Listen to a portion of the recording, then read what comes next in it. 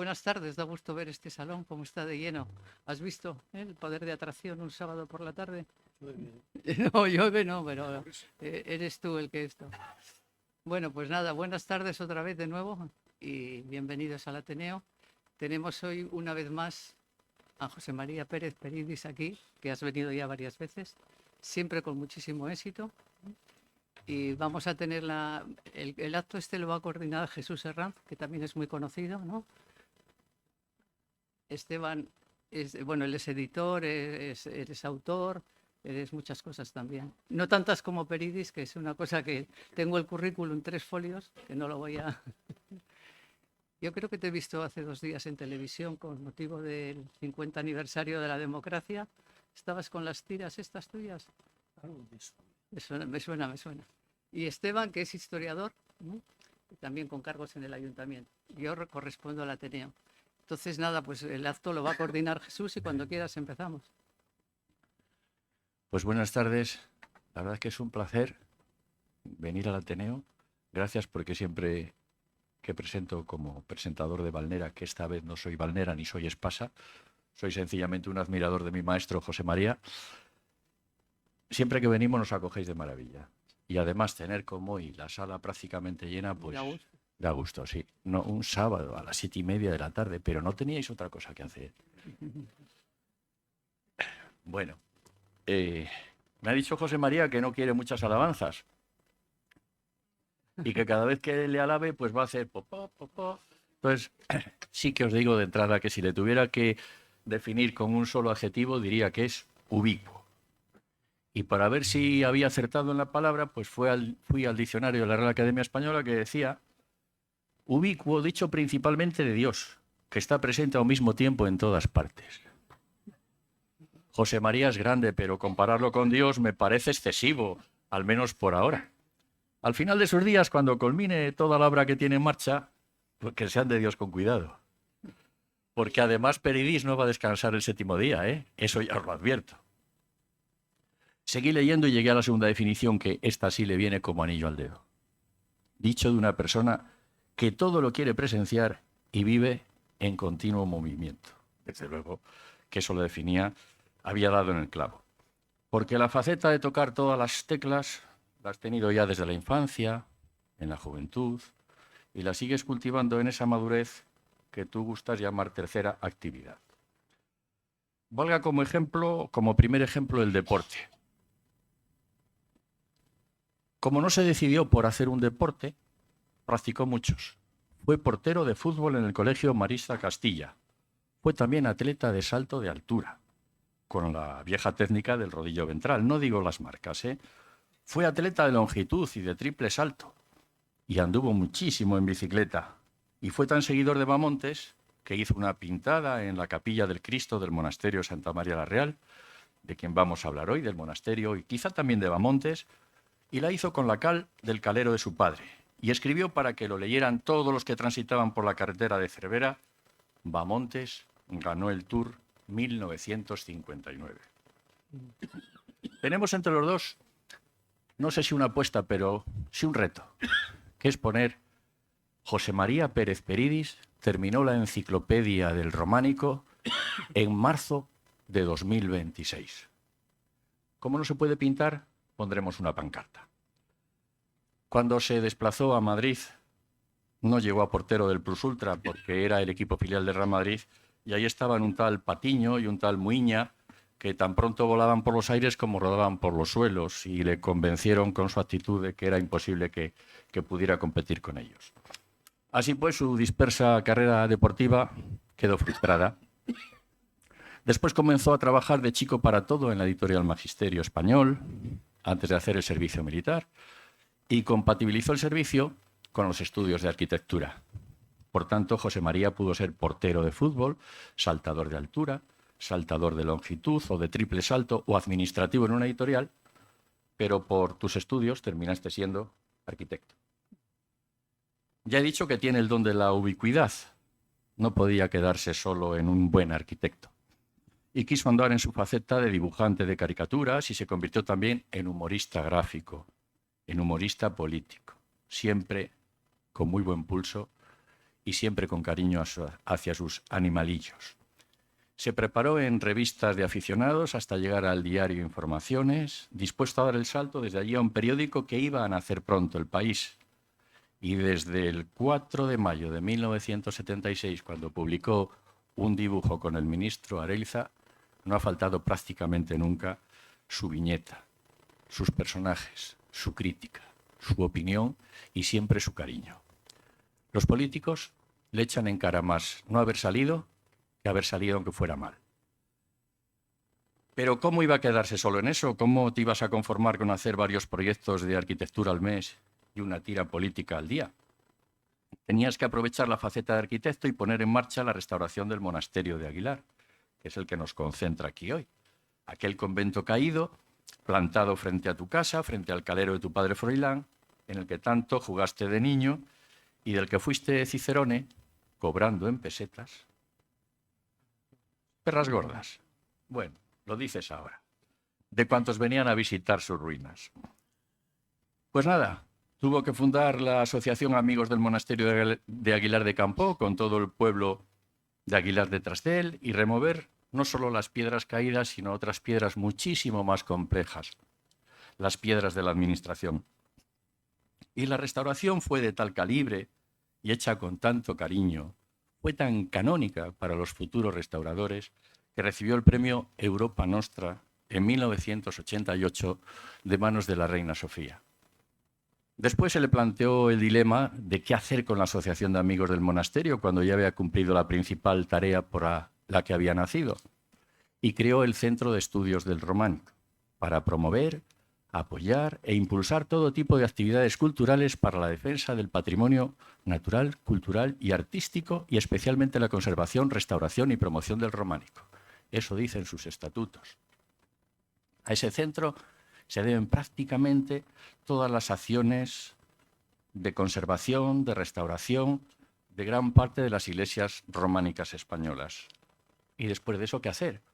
Pues poner en marcha la Fundación Santa María la Real del Patrimonio Histórico, en la que actualmente trabajan varios centenares de personas.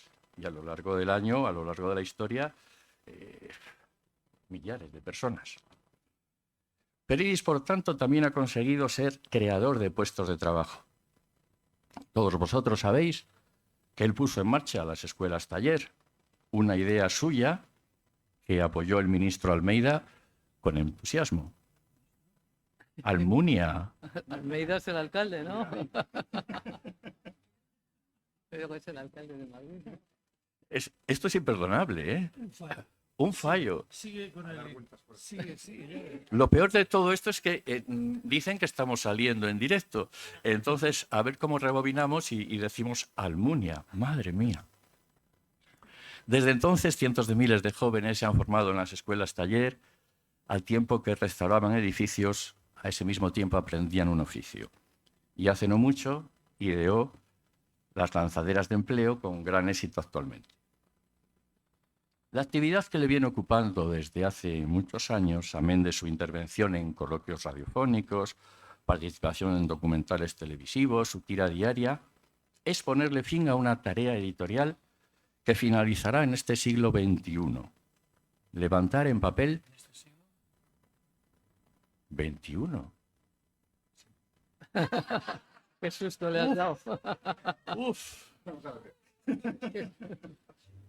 Me asusto. Me has dejado la boca seca.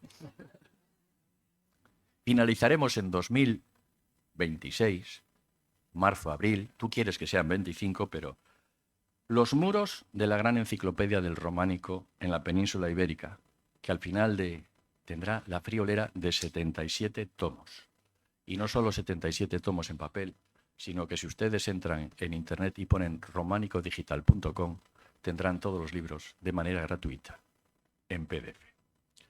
José María ha sido director, productor de esa enciclopedia, ha sacado el dinero como solo él sabe hacerlo a grandes empresas y a otras que no lo son tantos. Aviso. Si entre nosotros hay gente con posibles, guardaos muy bien de él porque enseguida os hará firmar un convenio de colaboración. Pues de todo eso habla en esta novela. El tesoro del convento caído. Un libro en el que novela sus memorias, porque las buenas memorias son las que se enriquecen con la literatura de los recuerdos. A la vez, agradece la colaboración de todos cuanto le hemos acompañado en los impulsos sociales de su inabarcable peripecia vital, unidos todos de una u otra manera por la misma argamasa de las piedras del convento. Decíamos antes, cuando íbamos a tomar un café antes de venir aquí, que llevados por la huella que dejó el maestro Antonio Benaiges en Burgos, publicamos una novela, Aquel mar que nunca vimos, en Valnera, y su autor, cuando vio el compromiso que había, las presentaciones que hacíamos, decíamos, somos todos hermanos en Benaiges. Yo creo que hoy casi todos somos hermanos en el convento caído. Ese convento caído, dice José María, en esta novela, en estas memorias, en este libro de homenaje, ese convento caído que me ha hecho crecer dándome de comer los frutos de su huerta y dándome de beber el agua del arroyo. Y si es cierto que la patria del hombre es su infancia, mi patria, a lo largo de toda mi vida ha sido el monasterio de Santa María la Real, porque sin darme cuenta, su claustro, su iglesia, el arroyo con sus cangrejos y el refectorio con moras y frambuesas me entraron por todos los poros del cuerpo y me inocularon la vocación de la arquitectura. Y ahora, ya casi con el pie en el estribo, he sentido la necesidad de contar la aventura de mi vida con el monasterio como amigo perpetuo y como protagonista de la realidad de los sueños y las sombras de la vida. Y eso es, en resumen, lo que refiere este libro. La historia de dos amigos inseparables, carne y piedra, que siempre han compartido conocimientos y se han apoyado mutuamente. De ese camino común ha surgido todo lo demás. De ese camino común yo creo que ha surgido también una amistad de hace más de 40 años de Esteban Sainz, porque creo que en ese convento tuviste el primer conocimiento de José María Pérez Peridis. Muchas gracias. Bien. Has estado muy brillante, ¿eh?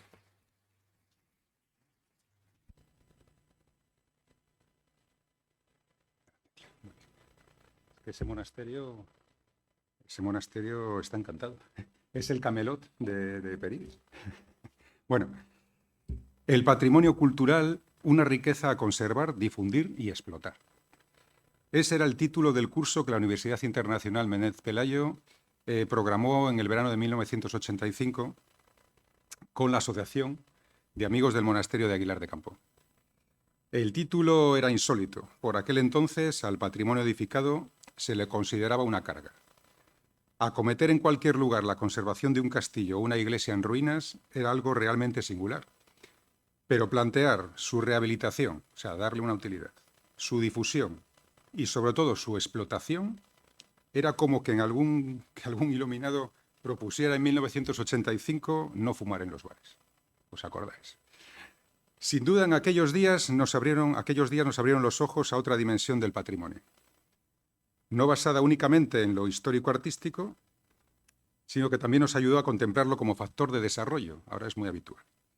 El curso marcaba una línea que con el tiempo caló y fue detectada poco a poco por los promotores culturales y turísticos oficiales.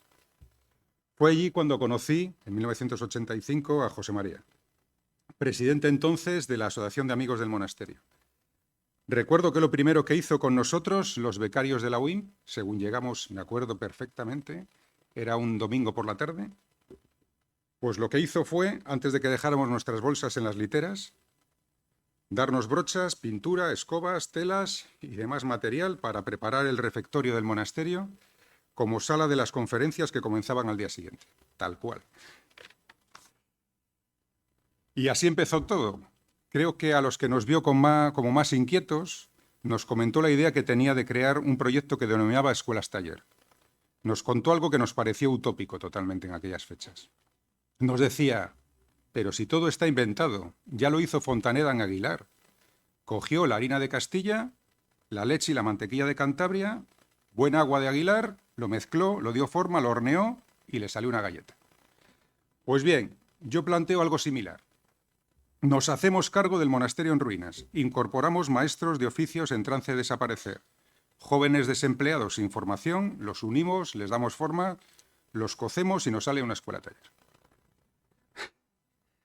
Recuerdo perfectamente que pensábamos, este hombre es de Liébana, es del norte, pero lo ha perdido totalmente. Finalizado el curso, posiblemente por su entusiasmo y la persistencia que tuvo, algunos creímos en su idea y nos subimos a la galleta y le seguimos como a un moderno flautista de Amelín. Seguimos todos para allá. Por el monasterio de Aguilar empezaron a llegar peregrinos singulares, decenas de alcaldes y concejales de pueblos y ciudades, diputados, ministros. Todos querían copiar la fórmula de la galleta que había inventado José María. El programa se difundió de manera rápida por todo el país. Incluso con el tiempo nos vino Alfonso Guerra y después la reina Sofía y nos dio el premio Europa Nostra. Aquel proyecto inicial se multiplicó por cientos de escuelas taller en España que posteriormente pasaron a América Latina, África y Asia. Un no parar que ha llegado a nuestros días 40 años después, aunque ahora ya muy modificadas. Cuando venía de Madrid y nos veía, siempre me daba algún consejo. Esteban, mi tío Laureano, me decía, buena presencia y buenos modales abren puertas principales. Buen porte. Una buena presencia. Buen porte. Bueno, pero recuerda, paso corto, mirada larga, diente de lobo y hacerte el bobo. Y yo decía, ¿cómo? Y decía, paso corto, sí, actúa con cautela y seguridad. Mirada larga, sé previsor, anticípate a lo que pueda venir. Diente de lobo, ten determinación. Y hacerte el bobo, sé humilde y cuando convenga, disimula tu inteligencia. Todo un consejo de vida. En aquella auténtica universidad, bajo la dirección de José María, conocí su método a lo tonto, a lo tonto. Aprendimos de él, lo decía siempre, esto hay que hacerlo a lo tonto, a lo tonto. Aprendimos de él un sistema realmente interdisciplinar a la hora de acometer las restauraciones y en general cualquier otro proyecto. José María siempre escucha con atención, considera la opinión del historiador del arte, del arqueólogo, del aparejador, del jefe de obra, del operario más cercano. Las obras a realizar siempre se acompañaban con una documentación exhaustiva de todo tipo, histórica, arqueológica, paisajística. Es que no todos los ojos están abiertos, que están abiertos saben mirar. Todos ven, pero pocos prestan verdadera atención. Y José María tiene la rara habilidad de detenerse donde otros se apresuran e intenta comprender, interrogar, conectar con lo que observa. Esa capacidad de mirar donde otros solo ven no es común, es un don. Nos preguntaba habitualmente, ¿y tú qué harías aquí? Nos decía, preguntad al monasterio, a este convento. Si sabéis preguntarle, habla. Os contestará lo que necesita. Aquella restauración del monasterio de Aguilar se tenía que vestir con otros complementos. Teníamos que dar vida al edificio, o sea, rehabilitarle, que las piedras volvieran a ser útiles. Comprobamos que, con una claridad sin rodeos, sus valores, sus palabras y sus acciones estaban siempre alineadas. Animados por la confianza que daba esa coherencia, aportábamos ideas de todo tipo, algunas muy arriesgadas, pero todas eran escuchadas. Así, en el monasterio se amplió el Instituto de Enseñanzas Medias y los cursos de verano, la enciclopedia del románico, los conciertos, el grupo de teatro, la radio, las exposiciones, las excursiones al patrimonio, el Museo del Románico, las visitas guiadas al monasterio por las que pasaban miles de personas. Los que salimos de aquella universidad salimos inoculados con el virus del método lo tonto, lo tonto. Un método que cuando lo analizas con detenimiento te das cuenta del esfuerzo que requiere, ya que se basa fundamentalmente en fomentar la curiosidad, en el estudio y en la reflexión y en provocar la imaginación. Todo ello con respeto y sobre todo con poco dinero. Y así, a lo tonto, con determinación, se comenzó con las escuelas taller y ya han pasado por ellas 750.000 jóvenes solo en España. Y 270 proyectos desarrollados en otros países de medio mundo. La enciclopedia del románico, que se ha hablado. En la península ibérica, que se empezó actualizando el trabajo de nuestro querido Miguel Ángel García Guinea, en Palencia, y a lo tonto, ya tiene 73 volúmenes, 73, a falta de los últimos de Andorra, ¿no?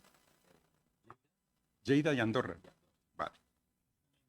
pero están en la imprenta. O sea que ya no se escapan. Estamos engañados. A ver quién paga la imprenta. Ya.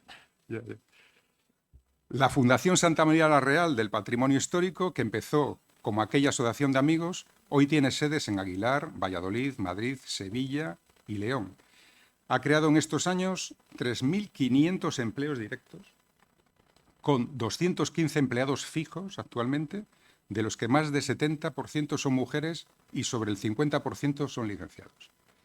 Se han intervenido en más de 600 bienes de interés cultural y se han editado más de 370 publicaciones y recibido 65 premios de todo tipo.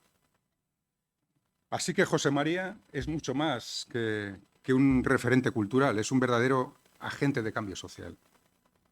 Ha puesto su talento, su voz y su enorme energía al servicio de quienes más lo necesitan y ha demostrado que a lo tonto, con constancia y compromiso, es posible, desde un pequeño pueblo, que esto es desde Aguilar de Campo, llegar muy lejos y además, como el flautista de Amelín, llevar a cientos de miles detrás de él. Ha demostrado que la arquitectura más valiosa es la que construye oportunidades y en su último libro que hoy se presenta, se puede comprobar.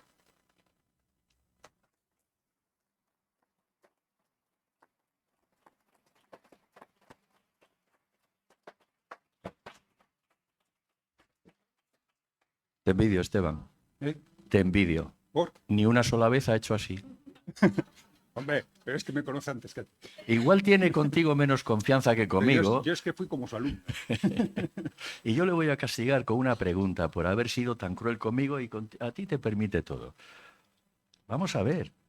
Cuando yo era joven y tú fuiste de los tiempos de Bamontes, yo de los tiempos de Luis Ocaña. Y estaba en Francia los veranos y a Luis Ocaña los franceses le llamaban el español de Mont-de-Marsan, porque decían, coño, este tiene algo nuestro. ¿De dónde eres? ¿De Aguilar o de Liébana? Cuidado, que sé lo que has dicho en Aguilar. Soy lebaniego de Palencia. Bueno, territorio cántabro. Sí. Os voy a dar una buena noticia. No me voy a presentar a ninguna elección porque esto parecía la presentación de una candidatura. Yo he hecho esto, este ha hecho esto, vótenle. Menos mal que no lo has dicho, Esteban. No, yo no he venido a hablar de mi libro, de verdad. Yo he venido a hablar de otra cosa mucho más seria, que es lo que hay en el libro. ¿Qué otra forma de enseñar y de aprender es posible? Es decir, a mí me ha dolido mucho lo de la palabra el fracaso escolar. Porque lo que me parece que fracasa es el sistema. Los padres dicen, a mi hijo no le gusta estudiar.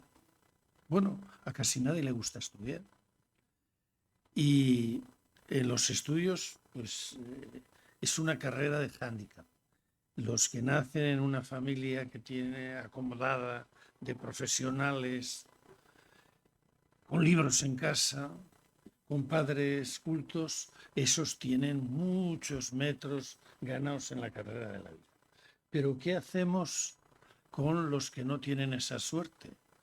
Que tienen a duras penas una vivienda, que sus padres, familias desestructuradas, etcétera, etcétera. Y un poco de eso nos puede hablar Esteban. Esteban, vamos a hablar de tu libro.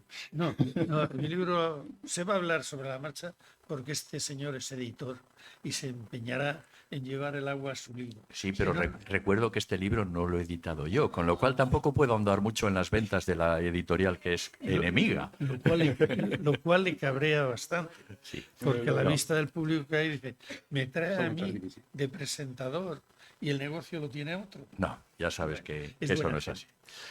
Esteban me ha dado a mí muchas lecciones, porque en una aventura como esta, que cuenta el libro, que es un poco la de Flautista de Amelín, pues ha habido cientos de personas, miles de personas que han aportado mucho. Y Esteban le conocí, pero no le conocía de nada, llegó allí a un curso con otro más, chico alto, bien parecido y tal. No tenía mucho acento montañés. 21 años, 22, 23. 22. 21 años. Una criatura. Y después de aquel curso recaló en la escuela taller, porque alguien tenía que hacer de monitor. Y entonces yo fui un día, como los muchos que iba a Aguilar, y me colé en un aula donde él estaba dando una clase. Era un sitio que yo creo las ventanas tendrían un plástico, el suelo no estaba puesto todavía, pero había un proyector y en el proyector había una diapositiva y en la diapositiva estaba Cleopatra y Cleopatra tenía una nariz considerable. Y entonces, a partir de la nariz de Cleopatra, Esteban les contó la lucha, la guerra civil en Roma y el paso de la República al Imperio. Y a mí me parecía que aquello era una aportación a la pedagogía extraordinaria, porque atraer la atención de los chavales, entrar en diálogos con ellos y hacerles partícipes de una manera de aprender muy distinta a la que les tenían acostumbrados. Pronto te mandé a Palencia a hacer alguna gestión, sin conocerte apenas. Y a Madrid. Y a Madrid. Cuenta primero la de Madrid, que es la más gorda. ¿Me vas a hacer contar eso? Sí, pero con, Bueno, palabras, sí da la dimensión de con José. palabras textuales. ¿Cómo se llama? Valeriano Valeriano Bahillo, Bahillo. su director general, que luego si sale, está en la novela, es un personaje de la novela. Vamos a ver. Esteban es un personaje de la novela porque empieza en ella y acaba en ella. Es que es muy buena ese. Pero bueno, voy a No contar. te dé vergüenza. Vamos Ya a ver. son Valeriano Bahillo era director general del INEM. Todavía no estaban transferidas el empleo a las comunidades autónomas. O sea que era director general del INEM, era casi Dios. Además es que era el que manejaba muchísimo dinero. Entonces había muy pocas escuelas taller en España cuando aquello. Yo tenía 23 años. Y me manda José María a hablar con el director general del INEM a Madrid. Y yo digo que yo no puedo ir a... Lo voy a tener que contar. Que yo no puedo ir allí, que no puedo, que yo, joder, que sí, que quieres saber cómo funcionan las escuelas y qué cosas están bien y qué cosas se pueden variar para otros proyectos que se vayan a instaurar.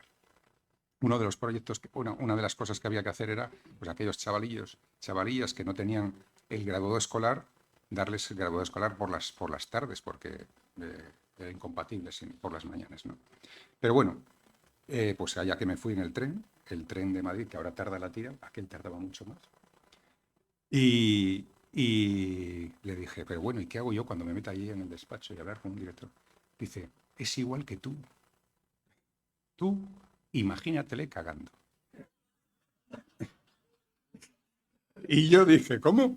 Dice, sí, que todos somos iguales, Esteban. Es que él siempre busca la moraleja. O sea, primero te dice, es como las viñetas. Hace la viñeta y luego la moraleja está detrás de la viñeta. Pues él me estaba haciendo una viñeta del paisano. Ahí en el trono, esto es como lo de Revilla del Trono y tal. Pero bueno, y me ha servido para muchas veces en mi vida. Me ha servido, no, gente de estas que te impone. Pues yo fui allí. Hola, Valeriano, ¿qué tal? Me ha mandado aquí Peridis. Le dio la mano y le dijo, ¿te has lavado la mano? Pero vamos, pero que es un sistema que funciona. A mí me funciona. A mí me funciona. Bueno, Bueno, pues tú ya lo he también has contado. dicho, Esteban, y lo dices en los últimos capítulos del libro, el método de aprendizaje que has utilizado en las escuelas taller. Ahora tienes chavales difíciles. Esteban, a través de la escuela taller, es el que ha hecho esos murales tan hermosos que hay en Santander. Rehabilitó el Castillo de Tronillo Sí. y muchas más. Villaflores. Ahora Decenas de ahora, cosas. ahora están en Albericia, alicatando, solando, renovando toda la Albericia, Los servicios con con los chicos, chavales sí. de los servicios sociales, ¿no? Entonces, tiene una máxima, que yo la he puesto porque la he pillado por los pelos cuando estaba en las últimas. Vamos a ver, es que por necesidad empleamos el método de comprendo lo que veo y aprendo lo que practico. O sea, Para ahí, que eso es muy importante. Comprendo y entiendo lo que veo y aprendo lo que practico. ¿Qué tiene eso que ver con la enseñanza en las clases de teórica a chavales que quieren aprender un oficio o que necesitan aprender un oficio? Los quebrados, el pluscuamperfecto y la madre que lo parió el pluscuamperfecto. Porque en cuanto le mientas el pluscuamperfecto, cuando al chaval le están diciendo que no valen para nada, y si ahora que yo no valgo para nada, me van a enseñar el pluscuamperfecto. ¿Qué resultado da ese método? vamos a ver, yo siempre he pensado que tu idea de las escuelas taller parte de un método que ya funcionó durante siglos, que fueron los gremios medievales y renacentistas, que se basaban en lo mismo. Los cogían a un aprendiz, que muchas veces vivían en casa del maestro y demás, por la manutención. Aquí sí que se les paga algo, una beca primero y luego un salario. Un salario, seguridad Sí, social. la seguridad derecho al social y el desempleo. salario mínimo interprofesional. Pero bueno, que los gremios era lo mismo, es el mismo sistema. Es el mismo sistema, ¿no?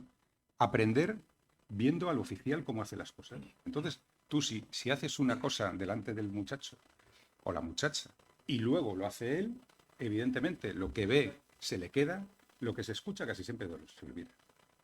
¿Cuánto nos acordamos de la carrera? No sé. Poco. ¿Y por qué? Pero lo que has visto se te queda. Y si lo has practicado, ya se te queda para siempre. ¿Y por qué la enseñanza es tan teórica? Porque, bueno, pues se basa en eso. Es un método pasivo. Nosotros el método que utilizamos es un método activo. Y entonces la mayoría de los chavales que tenemos nosotros, hay otros chicos que... Pero para ellos piensan que es irrelevante lo que se les da en clase porque no les sirve para su vida real. Piensan muchos que no. ¿Y esto para qué me vale? Todos lo hemos escuchado y lo hemos dicho alguna vez. ¿Y esto para qué me va a valer a mí? ¿No? Luego, son métodos pasivos que se centralizan en la memoria, en repetir lo escuchado. Tú repites lo escuchado y en el examen repites lo que has escuchado. Y luego, pues el tema es que cuando fracasas en eso, la autoconfianza se hunde totalmente. Muchísimo. La mayoría de los chicos y chicas que nos llegan a nosotros no tienen autoconfianza, la tienen en la baja autoestima que tienen porque no han tenido éxito en ese ámbito, en esa forma de educación. Pero luego pueden ser unos genios haciendo otras cosas. Mira, nosotros tenemos un chico ahora que yo le llamo el Lamine Yamal de la albañilería. Fíjate que llevo años, no he visto jamás a un chico trabajar la albañilería como es. Es senegalés, lleva aquí, no sabía español, lleva aquí 11 meses, ya sabe español, ha sacado las competencias clave, llegó aquí, bueno, si os cuento la historia, cruzando el desierto, menor de edad, trabajando como esclavo en Argelia, trabajando como esclavo en Marruecos, cruzó no sabemos todavía porque no nos lo quiere contar, a Canarias, de Canarias a un centro de acogida en Málaga y de Málaga a Santander. Y acaba la tarea rapidísimo e inmediatamente empieza a ayudar a los compañeros, ¿no? Inmediatamente empieza o sea, este tipo de educación lo que hace es que la autoestima de muchos de los chicos, o sea, se sienten importantes, se sienten realmente capaces de hacer cualquier cosa. Y ya tiene su sueldo, ya ha alquilado una habitación en una casa, o sea, en 11 meses. De nada, de la nada a todo. ¿Y se ayudan entre ellos? Absolutamente. O sea, lo que sorprende en este tipo de educación es la capacidad de acogida que tienen los unos con los otros. O sea, pueden ser de distintos países, muchos son de aquí, nacidos aquí, y Santander de pura cepa, que vamos a llamarlo, ¿no? Y entre ellos se ayudan y no se tienen ningún tipo de, ¿cómo diría yo? Es que se acogen inmediatamente. O sea, se consideran un grupo de iguales. Y eso es lo que no tenían en la educación real. No se consideraban iguales. Aquí sí. Aquí sí. No, Eso es el éxito. hay otra parte, cuando decías, primero ven, no necesitan, lo que tú decías, conocer el idioma para aprender. O sea, aprenden según están viendo. Eso. Y estábamos antes tomando un café y yo les hablé de un profesor que tuve en magisterio, Antonio Alcoba Muñoz, un auténtico sabio, que siempre daba ejemplos que eran de él. Y hablaba de la educación procústica. Y todos nos quedábamos con la boca abierta. Y él tenía la costumbre de decir, como ustedes seguramente ya sabrán, pero si no saben, yo se lo digo ahora. Cualquier cosa que era nueva decía, como ustedes ya seguramente sabrán. Procusto era un gigante que vivía en un monte y tenía una cama, con la particularidad de que esa cama no se adaptaba a ninguna medida humana. Entonces pasaba la gente por el monte, cogía a algunos, les acogía en su casa y a la hora de dormir, el que no llegaba a los pies de la cama, lo estiraba. El que superaba la cama, le cortaba las piernas. Era una educación que no se adaptaba, procústica. Entonces, esta educación que estáis vosotros, las escuelas taller, poniendo en marcha por ideas también de este señor, Desde los no, 75. el incienso no, es todo lo contrario de la educación procústica. El profesor, el maestro, se adapta al alumno, se adapta al que está aprendiendo. Sí. Os cuento una anécdota cuando conseguimos que, eso se cuenta ya luego en la novela, íbamos a contar en Tribunes, que arrancaran las escuelas taller. Hubo una en San Benito de Valladolid con 200 o 300 chavales, había un paro tremendo en Valladolid, año 1985, y en el 87 vino el ministro de Justicia, que se llamaba Fernando Ledesma, a ver la escuela taller. Y entonces me dice, ¿y cómo se te ocurrió la idea? Y dije, pues muy sencillo. Tú estabas haciendo una cárcel de jóvenes en Alcalá de Meco, por ahí, y costaba 2.000 millones de pesetas para tener a 200 chavales encerrados.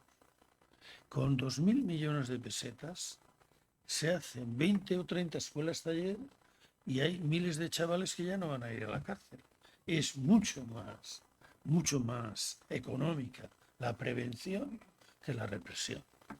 Tú has hecho cálculos de lo que cuesta No, alguien en prisiones. sí, bueno, yo lo he leído. He leído que un preso recluso en España que no sea de alta seguridad sale al Estado por instalaciones, personal, mantenimiento y tal, 9.000 y pico euros al mes. ¿Cuánto? 9.000 y pico euros Yo al no mes. gano eso. Ya. Sí, es lo que sale. En instalaciones, electricidad, calefacción, mantenimiento, tal. Evidentemente, lo hablábamos antes, ¿no? Todos estos chicos y chicas que están en Lanzarote y que nadie les quiere traer y que las administraciones autonómicas y estatales no se ponen de acuerdo en qué hacer con ellos y tal. Si es que es tirar, ¿qué hacer? O sea, es que a mí me dan ahora mismo 50 de esos chicos y en año y medio están trabajando. Pero trabajando, buscando las necesidades locales, en cada sitio habrá unas necesidades locales, pero si les enseñas fontanería, albañilería, pintura, en año y medio están trabajando. Y están contribuyendo al país y están pagando la seguridad social. Y además no están en exclusión social, con lo que eso supone, el riesgo de exclusión y todo lo demás, ¿no? Entonces, bueno, yo creo que es hiperrentable la formación para el empleo. Lo que pasa es que la gente lo que ve es lo que ha visto. ¿Cómo hay una mirada nueva cuando enfocas cualquier problema desde otro ángulo? Es decir, nosotros en Aguilar nos metimos con la restauración o recuperación de Santa María la Real. De ahí va, ahora sí hablo un poco de mi libro, porque es la base de contar todo esto. Yo jugaba allí de niño, era el juguete de mi infancia, estaba al lado de mi casa, un monasterio en ruinas, gigantesco, con un arroyo que teníamos cangrejos. Otros decían berros, yo no sabía lo que eran berros, pero había gente que cogía los berros. Había también truchas en el arroyo, y moras y frambuesas, y en la huerta monástica, unas peras de agua. Bueno, unas andrinías, unas grosellas que con azúcar, aquello estaba como Dios. Entonces, el monasterio daba fruto. Mi madre plantó habichuelas. Ya de mayor, con la carrera, cuando vuelvo, aquel era el ámbito de mi infancia, pero yo ya lo miré con ojos de arquitecto.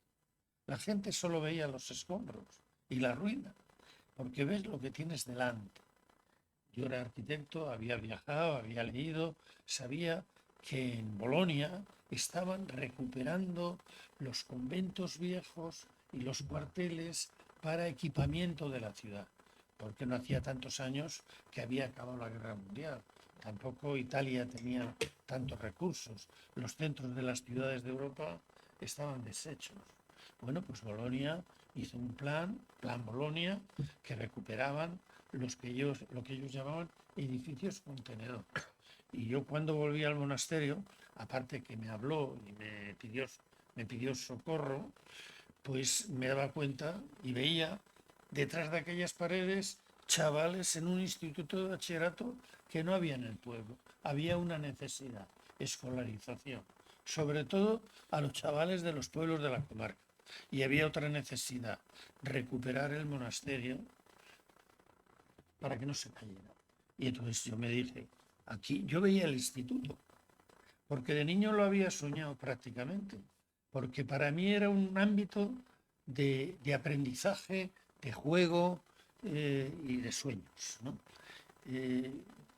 ¿Qué quiero decir con esto? Pues que el gran problema que tenemos muchas veces en la sociedad es que los funcionarios ven el carril por el que van. Hay un programa lectivo que dar y te vienen 20 chavales y a 7, a 8, a 10, a 12 no les interesa nada lo que les cuentan. No les motiva, no les entra, no están para ese rollo. Tienen el teléfono. Bueno, ahora con el teléfono y todo eso no te digo nada, ¿no? Es traer otra mirada para ver a los chavales no como un problema, sino como el mayor recurso que tenemos, que es el futuro, y ver el monasterio como un sitio donde ya solo el estar allí ya estás educándote, porque las piedras y la historia te educan. Y que además tuviste la idea de hacer un instituto, que es la mejor manera de mantener vivo un edificio. Ese edificio se levanta y llegará un momento en el que vuelve otra vez a decaer, porque los turistas igual dejan de ir a verlo y demás. Todas las mañanas, de todos los días lectivos, da gusto ver entrar por ahí a los estudiantes. Da gusto ver cómo el edificio los acoge y vive. O sea, habéis dado vida a un edificio. Vida. ¿Y cuántos matrimonios han salido de ese monasterio ya?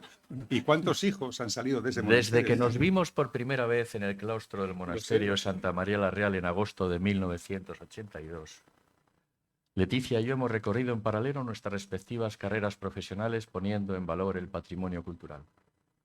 Hemos trabajado mucho en ello, pero hemos sido muy afortunados. Ella ha sido para mí una referencia imprescindible para la profesión, para la cultura y también para la vida, porque nos separa una generación. Ella en el Museo del Prado como conservadora de pinturas del Renacimiento español, cuidando durante varias décadas del Greco como artista principal, con el paréntesis de 4 años para dirigir y gestionar la apertura de la Galería de las Colecciones Reales. Por mi parte, ya habéis comprobado que el convento caído, el románico y los proyectos de la Fundación Aguilarense han ocupado mucho tiempo de mi vida, pero me han enseñado mucho, me han dado grandes satisfacciones y me han convertido en lo que soy. Yo no digo más. Bueno, se ha salido del guión completamente. No me vuelves a presentar en la vida. Vale, vale. Bueno, No, porque sí. es la mirada y también el corazón, ¿eh? Porque a lo mejor pues llega otro arquitecto y dice, bueno, pues aquí esto va a costar tanto dinero, no hay una institución, ¿qué hacemos luego con ello? Y bueno, había que forzar la llegada del instituto. Y eso requería muchas gestiones. Sobre todo, estar siempre con la caña preparada. Siempre llega alguna autoridad a visitarlo, a hacerse la foto, y por ahí pasaron personalidades que pues se les echamos la caña, picaron o dejaron... Eso que se cuenta de todo vale para el convento lo aplican mal. Eso lo haces tú. El chiste de todo para el convento, ¿sabes? Sí, no lo cuentes. Cuéntalo. No, que no. No, que hay chicos. Y llega un momento en que las escuelas taller ya están rodando no quiero hablar de las dificultades que tienen ahora. No.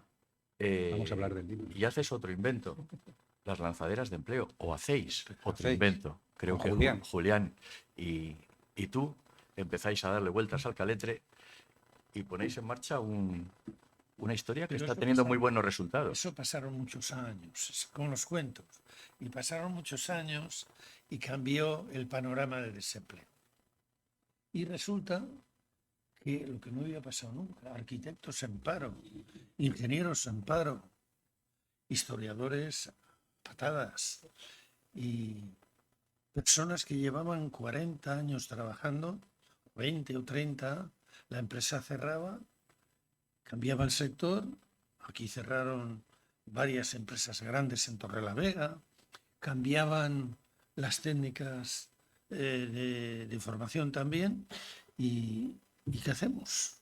Entonces yo me encontré un día aquí en Santander, eran Navidades. Sabéis que hay un tren que lo llaman el Magdaleno y sabéis que hay una cabalgata de redes. Pues bueno, estaba yo con mis pequeños entonces y Julián con Julen.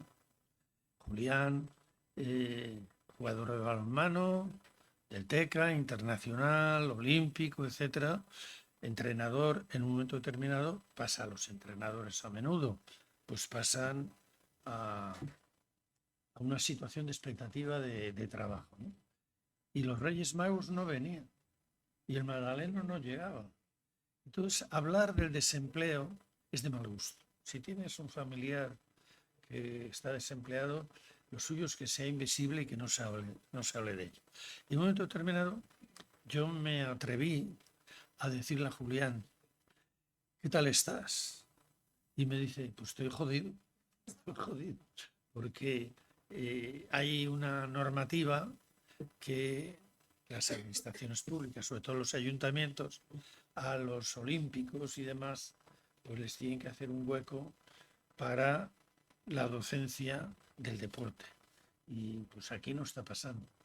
Y me dice, ¿y tú que has hecho eso de las escuelas taller? ¿Por qué no piensas algo para desempleados de todo tipo que puedan encontrar empleo de otra manera? Porque no todos vamos a poner ladrillos o ser fontaneros. Ahora hay muchas más profesiones. Y bueno, pues empezamos a charlar aquella tarde y los Reyes Magos no venían y el Magdaleno no llegaba. Y seguimos dándole vueltas a la pelota porque había un problema y había personas con mucha preparación, con recursos, con mucha experiencia laboral que no encontraban acomodo. Entonces, pues llegamos a la conclusión de que había que pensar y reflexionar sobre ello porque no se puede aplicar a los problemas del presente soluciones del pasado. A veces las soluciones del pasado no valen para una sociedad que ya ha cambiado. Y entonces Julián vino a Madrid a hacer un curso de coach y se quedaba en casa y teníamos unas sobrecenas pues hablando de lo que nos preocupaba. ¿Qué demonios inventar para que los desempleados de cualquier edad pudieran encontrar trabajo, ya que mujeres que no habían trabajado nunca, que habían trabajado, que los hijos ya habían crecido, querían incorporarse al mercado laboral, que ingenieros o arquitectos o administrativos, relaciones públicas, se incorporaran? Y dimos con una idea, él me dijo, igual que pusiste un nombre a las escuelas taller, a esto hay que ponerle un nombre. Y cuando hablamos de poner un nombre, pensamos plataformas, pero las plataformas están quietas. Entonces dimos con el nombre de lanzaderas. Bueno, esto es como el Génesis. Ya tienes el nombre, pues hágase la luz, ¿no? Y dijimos, pues vamos a llamarlo lanzaderas. ¿Y qué es una lanza? Vamos a definirlo. Pues ahí venía el entrenador. Porque decimos, es que en una obra hay un maestro de obra, hay unos oficios ya, pero aquí es que hay otras cosas que remover. y él me dio una clave. Dice, mira, hay que transformar el grupo en equipo. No es lo mismo un grupo que un equipo. Un grupo es un grupo de gente que está curioseando por la calle o paseando por una acera, pero dice un grupo o les están contando un edificio, pero un equipo, me decía Julián, un equipo es mucho más. Tiene una finalidad, tienen que conseguir unos objetivos, tienen que ayudarse unos a otros. Pues bueno, pues dijimos, es un equipo de desempleados. Los desempleados no son visibles, son invisibles. Lo peor que ocurre, y esa es una experiencia que todos los coordinadores de enciclopedia, de lanzadera y solo enciclopedia viene el budo, me han dicho, es la invisibilidad. Que pasas a encogerte y a hacerte un poco invisible. Tienen que ser visibles, tienen que ser activos, activarse y tienen que ser solidarios. Es decir, buscar trabajo todos para todos. Y esa es la forma. Aquí habrá algún coordinador o coordinadora de lanzadera y algún, si quiere intervenir, tiene la oportunidad de contar su experiencia. Yo mismo. Pero vamos a hablar de tu libro. Sí. No, Bueno, No, mira, pero es que otra- hay muchas cosas que parece que estamos hablando solo de empleo, pero es que a mí me encanta el capítulo del cabo caricaturas. Caricaturas, sí. pero eso ya lo hemos contado con la Sí. Ah, bueno. No sé. No, pero las lanzaderas tienen... quería hablar de la Enciclopedia del Románico de Miguel Ángel García Guinea, de la cantidad de personas paradas que han contribuido a hacer esa enciclopedia, de lo que representó el empuje de Miguel Ángel en la enciclopedia, incluso en tu afición por el románico, y en lo que vamos a completar en primavera del año que viene, que no al final de este, los 77 volúmenes, de más de 500 páginas cada uno, ¿eh? Bueno, pues toda la experiencia adquirida en las escuelas taller, las lanzaderas vinieron después.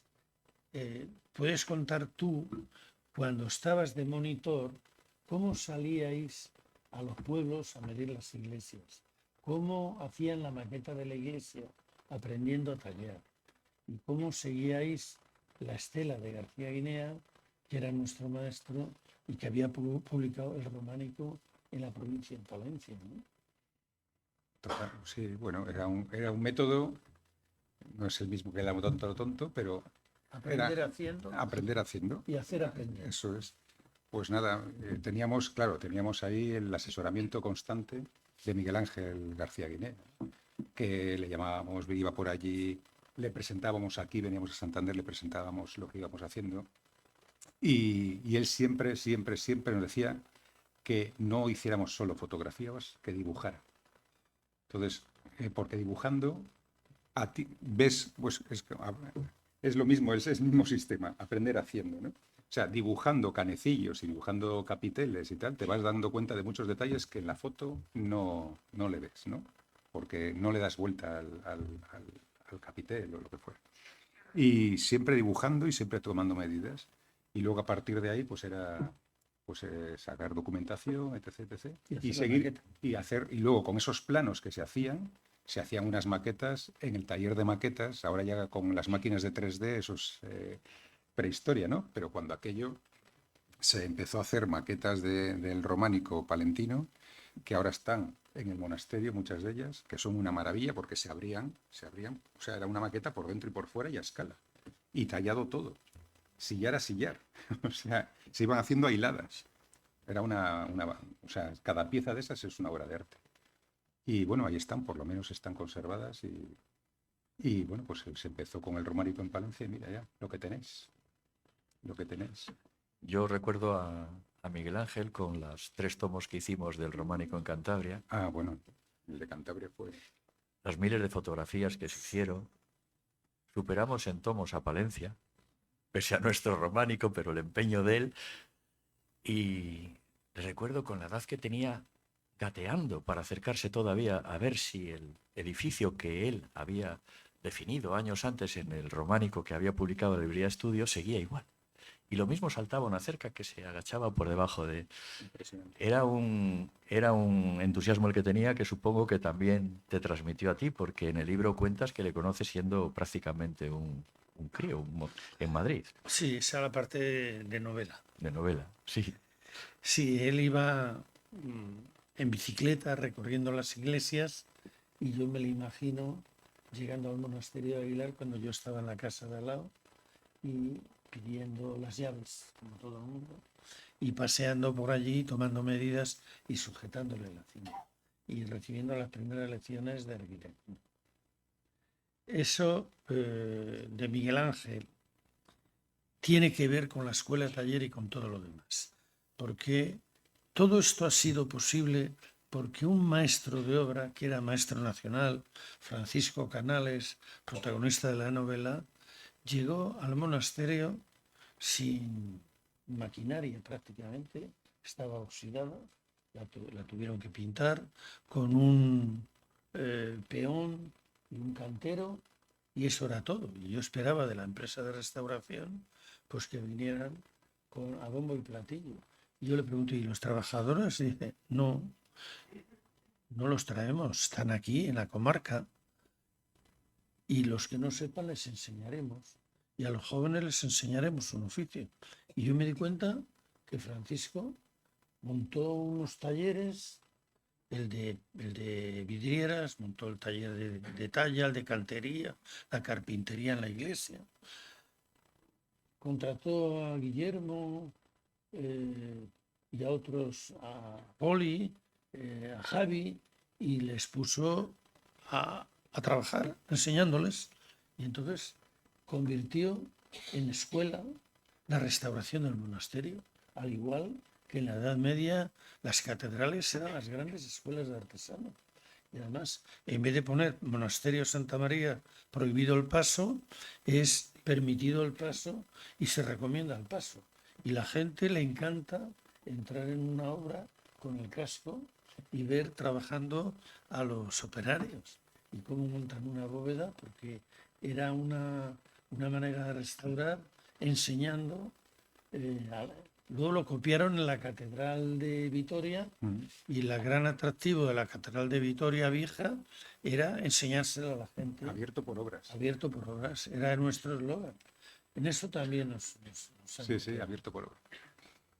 vamos a llegar a la hora de la que no nos vamos a pasar, porque luego tiene que preguntar el público, y espero que tú firmes muchos libros. El libro termina así. Es conveniente y necesario echar una mano a los jóvenes que lo deseen o necesiten en proyectos que contribuyan a encauzar y desarrollar la inteligencia de sus manos, para facilitarles su integración en la sociedad, ofreciéndoles trabajo remunerado, porque manos es más. Bueno, es lo que yo sostenía antes.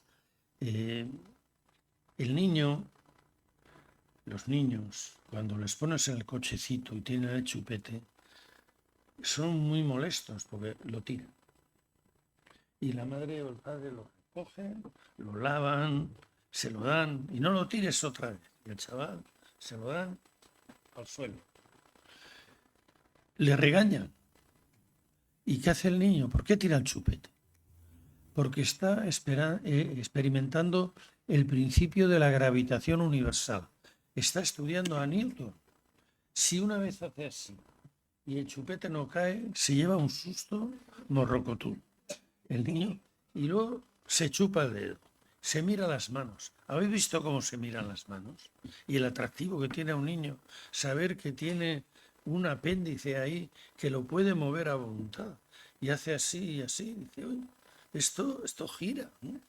Y luego, no es contento con chuparse los dedos, coge los dedos de los pies porque quiere comprobar si el dedo del pie sabe igual que el dedo de la mano. Probablemente, pues, igual hasta le gusta, ¿no?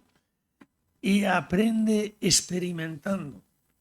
Y luego no les dejamos que experimenten. Bien es cierto que hay bichos en el suelo y que hay perros por la calle y que no le vas a dejar que se lleve cualquier cosa a la boca. Pero el hecho es que el niño aprende experimentando. Pasa un tiempo. Los niños son dinamita. Tienen una temperatura extraordinaria. Son inquietos, corren, van bien. Y luego, cállate, estate quieto, ven. Viene la sociedad que los disciplina. A la mesa. Todas las mesas iguales. Todos los niños callados. Y hay un señor o señorita que se sube allí y les dice cosas teóricas.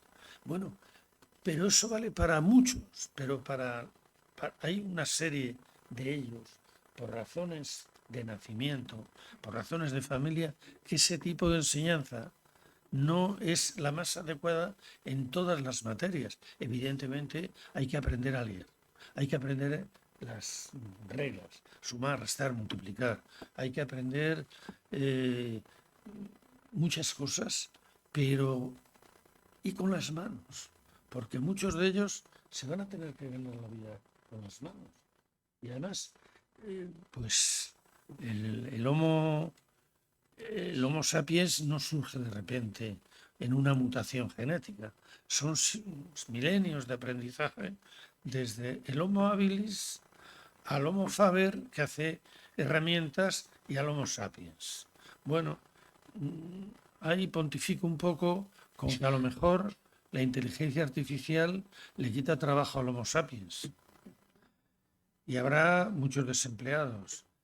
Homo habilis, pues no se enseña mucho. Sí, ya parece que mejora la formación profesional. Y bueno, Homo faber, que ya sabe hacer cosas con las manos, es que somos unos inútiles. Yo propondría que la enseñanza profesional durara hasta los 17 años.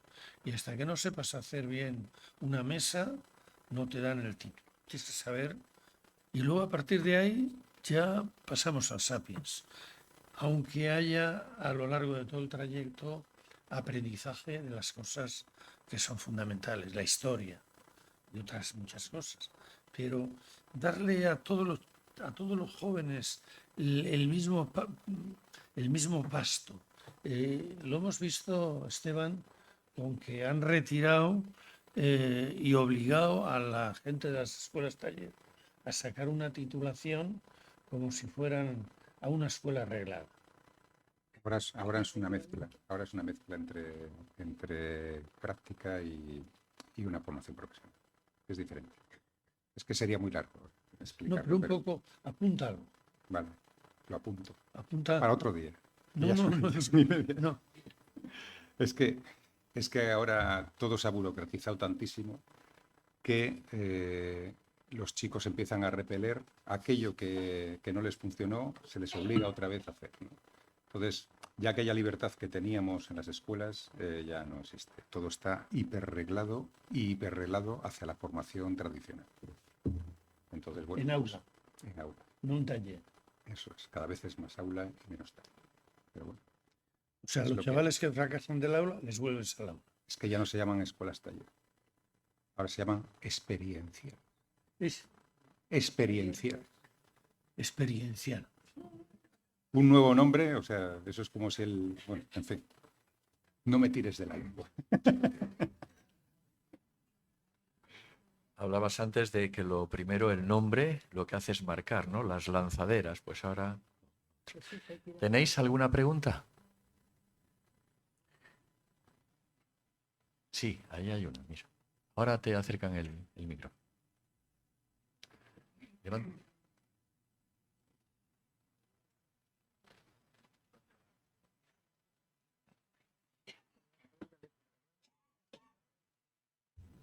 Buenas tardes.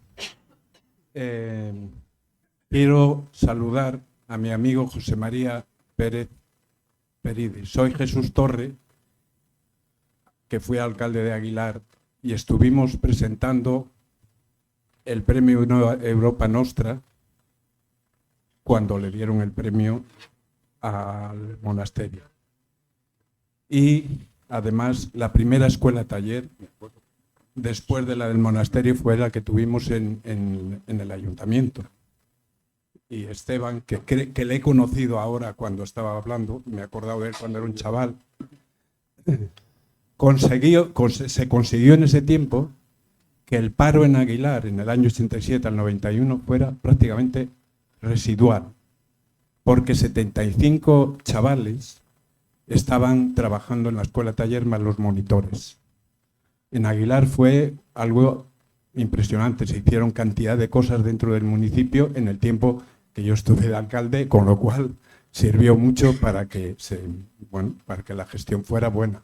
Así que, José María, si te acuerdas de mí, pues un saludo. Gracias.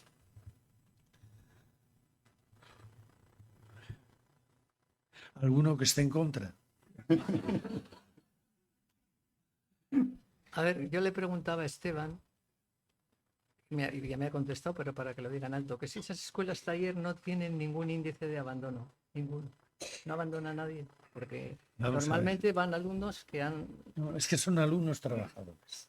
Entonces, el sueldo es un aliciente, pero no es un sueldo para quedarte en casa, porque vamos a ir a una sociedad que, como no tiene trabajo y la gente tiene que vivir, van a pasar y a lo mejor seguramente es de justicia, ¿no?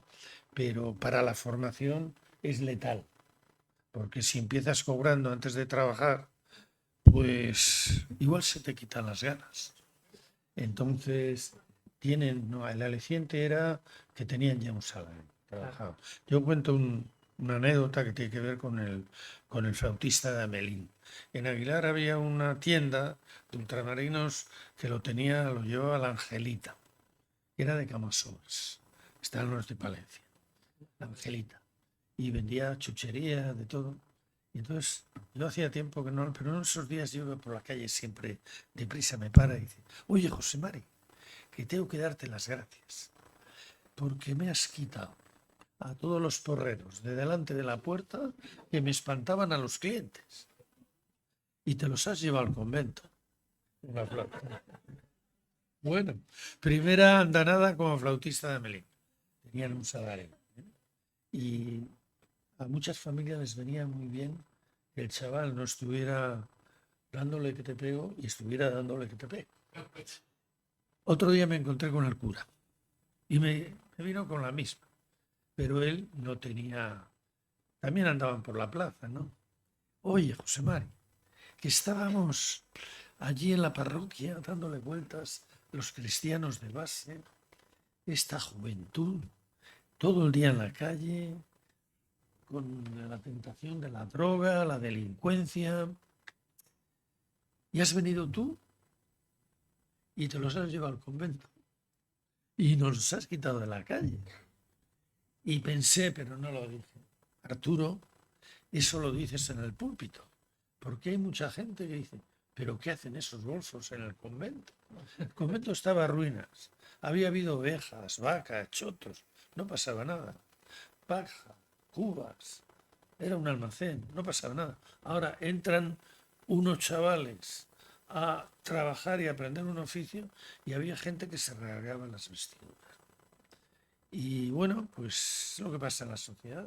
Estos jóvenes que son unos holgazanes, bueno, ¿qué oportunidades tienen de aprender un oficio y de ser útiles? No hemos hablado de la utilidad, de lo que es recobrar la dignidad porque estás trabajando. Estás trabajando. Entonces, a mí me molestaba mucho, de verdad, en aquellos tiempos, en tu caso, que dijeran los alumnos de la escuela. No, son alumnos trabajadores. Van a trabajar, tienen un horario, se levantan a las 7:30 de la mañana, ordenan su vida, piden un crédito. Es decir, alcanzan una mayoría de edad por el trabajo. Y esa era la base de la filosofía del proyecto. Pero para nuestra empresa funcionó. ¿Qué dijo el comandante de la Guardia Civil cuando les vio llegar? Llegó Mel con la cresta, con unos leotardos de forma de leopardo, o sea, y unas especies de chanclas, una chupa y tatuajes. Y le ve el Guardia Civil y me dice: si estos trabajan, yo me haré objetor de conciencia.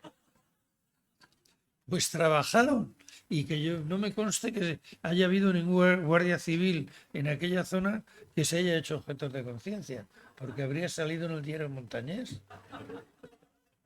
Y así con las lanzaderas de empleo bueno, Julián lo experimentó en Castro Urdiales y llevaba 15 o 20 días y se colocó el primero. Era un camionero, que yo recuerde, que echaba el currículum, dejaba señas, iba por todos los sitios donde había transportista y dice, ¿tenéis alguna vacante? Y se movía, era un ejemplo.